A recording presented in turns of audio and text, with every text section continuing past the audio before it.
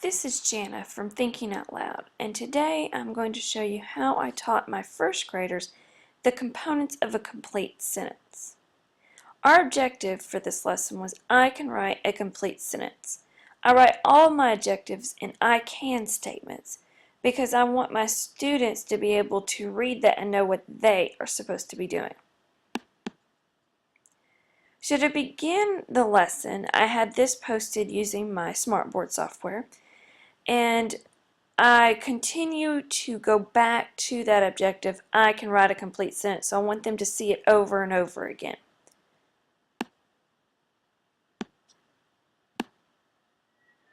So the three parts of a complete sentence are a capital letter, ending punctuation, and then the most important part, the complete thought. And the complete thought is what my first graders were missing. They were really good about writing a capital letter and having a period at the end of their sentence. But what went in the middle didn't quite make it a sentence. So what is a complete thought? A complete thought is a who or a what, and what that who or what did. So we call it a who and a did what. And here's an example. Pete eats peaches. And I color-coded it for my students so that they can make that connection. So Pete is the who, and what did Pete do? He eats peaches.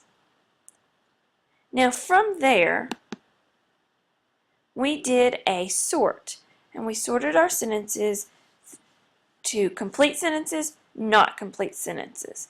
So for example, putting on pajamas. My students love this because they got to move this on the smartboard.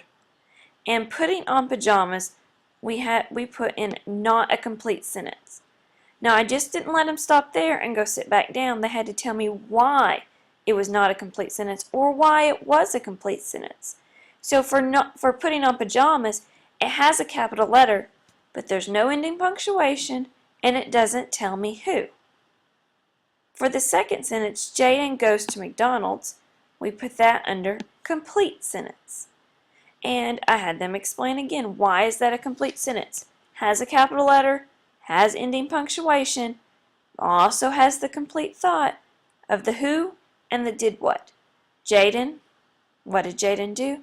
Jaden goes to McDonald's.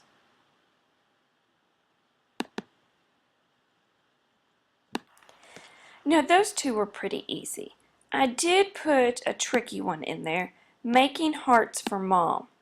And for making hearts for mom, it really personifies what my students were doing because they had the capital letter at the beginning.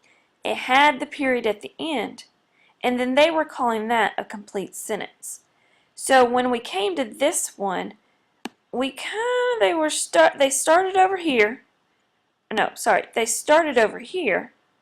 And so then I asked them, well, why is that a complete sentence? And they said, has a capital letter and it has a period. I said, but what else does it need? They're like, the complete thought. And I said, well, what does that mean, the complete thought? What parts of it? And they said, the who and the did what. So I asked them, who is doing what in this sentence? And then they went, oh, there's no who. So they're like, it has to go over here because we don't know who is making hearts for mom. And that's where my lesson ended for that first day. The next day we came back and we went over the whole thing again with the Pete eats peaches. Then we came to a new sort. We're doing the same thing, complete sentence, not a complete sentence.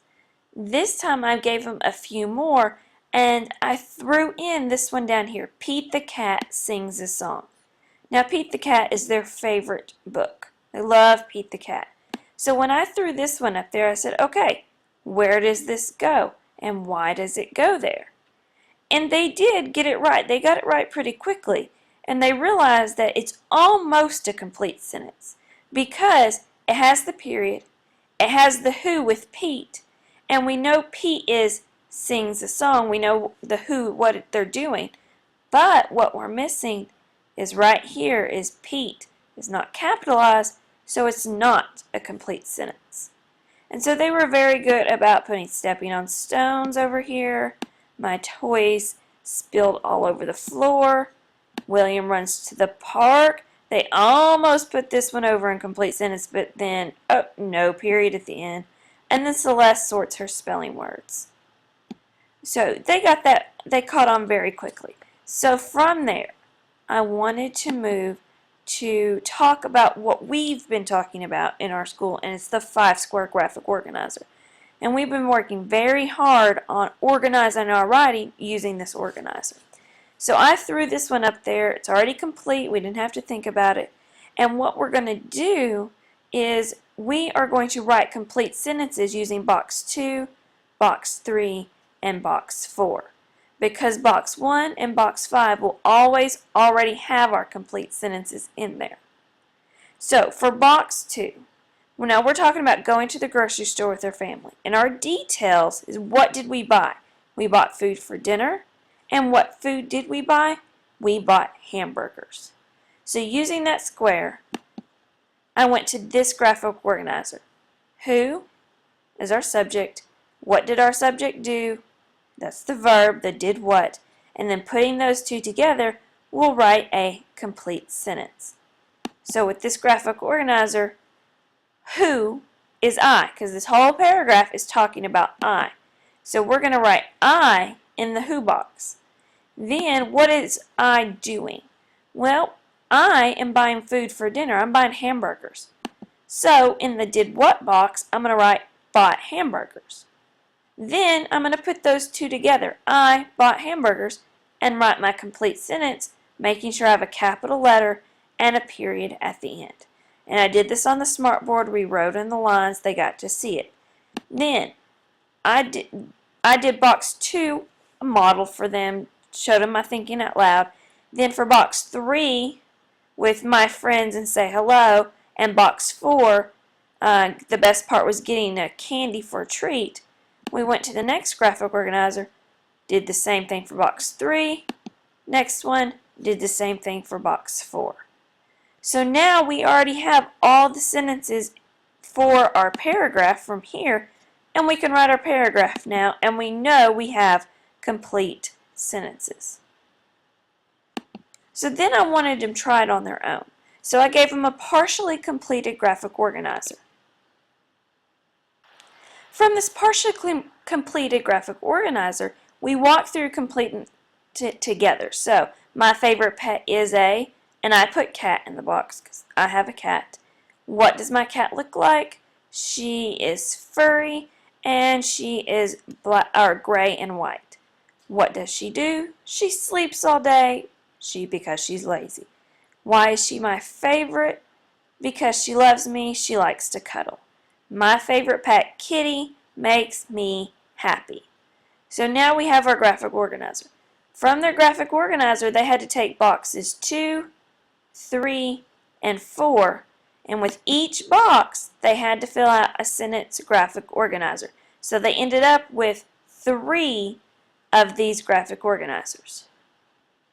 Then to finish off the lesson, to kind of come back and draw them all back to our objective, we finished this together. So parts of a complete sentence. We wrote in there, capital letter, complete thought, ending punctuation. And then we talked about why is writing a complete sentence so important when we write. Because I wanted to draw this back to why are we doing this to begin with? Why is a complete sentence so important? And we talked about when readers are reading or writing, we want to be able to convey our thoughts, and so that it doesn't run on like just a train of thought. I went here, I did this, I blah, blah, blah, because that's how they're writing. So we wanted them to pause. We talked about how when we read a book that we pause at the punctuation. Well, we need to be able to do that when we're writing too. Our readers need to be able to do that. Alright, so back to our objective, I can write a complete sentence. That's how I always end. We go back to that objective. What did we do today? We wrote a complete sentence, or we wrote multiple complete sentences. So thank you for making it through my very first screencast, and I hope to see you at my next.